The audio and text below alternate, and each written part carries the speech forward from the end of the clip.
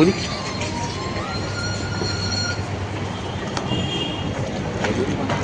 খাচ্ছি কেন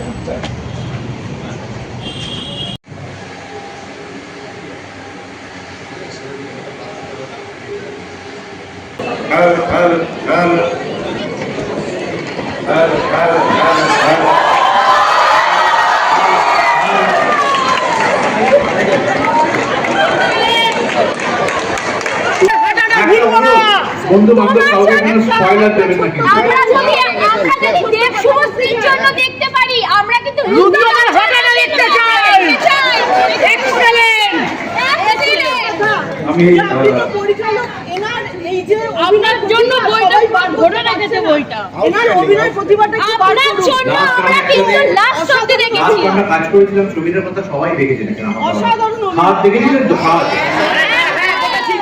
আমরা কাজ করেছিলাম আমরা আবার শিখিয়ে কাজ করবো এনার ভেতরে যা আছে সেটা আপনি বার করুন আপনি একজন পরিচালক আপনার অনেক দায়িত্ব থাকে আচ্ছা এই সুযোগটা পান শুধু আপনার অভিনয় দেখে চোখে জল আমি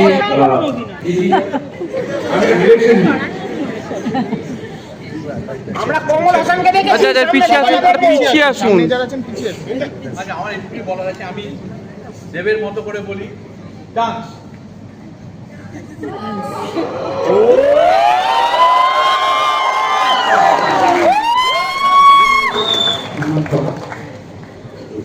dance I am a disco.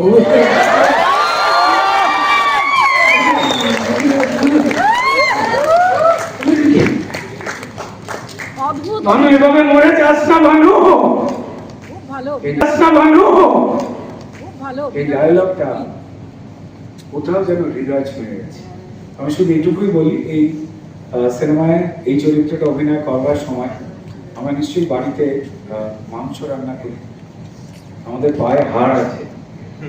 সকালবেলা আমরা যেখানে শুটিং করতাম রুম হিটার থাকতো, সেই পাটাকে গরম করতাম যাতে মুচকে ভেঙে নেওয়া যায়।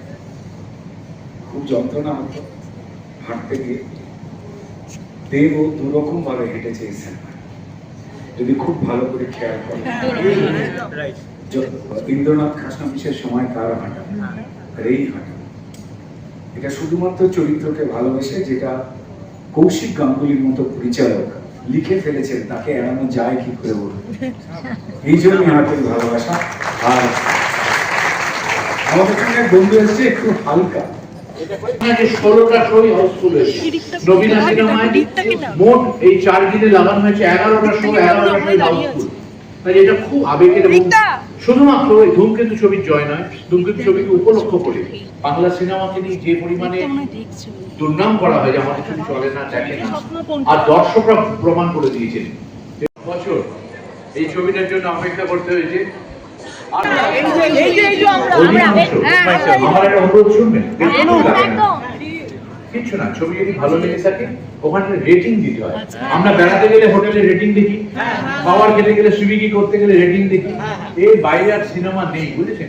চাইতেও খারাপ লাগছে, কিন্তু এই রেটিংটা খুব ইম্পর্টেন্ট হয়ে গেছে। এবং প্রচুর বন্ধু বান্ধব থাকে তো উল্টো রেটিং করতে থাকে, তাতে মিসগাইডেড হয়ে যায়। কিন্তু লিখে দিচ্ছে খুব খারাপ ছবি, জঘন্য অভিনয়, এসব লিখে দিচ্ছে। আপনারা যদি ভালো লাগে অবশ্যই কিন্তু রেটিংটা দিতে ভুলবেন না।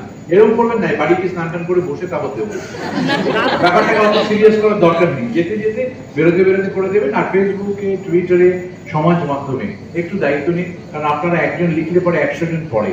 100 জনটা সেটা মাল্টিপল করতে করতে লাখ লাখ হয়ে যায়, এবং সেটা আমাদের একটা বিরাট বড় অস্ত্র প্রচারের। এইটুকু চাইতে পারি।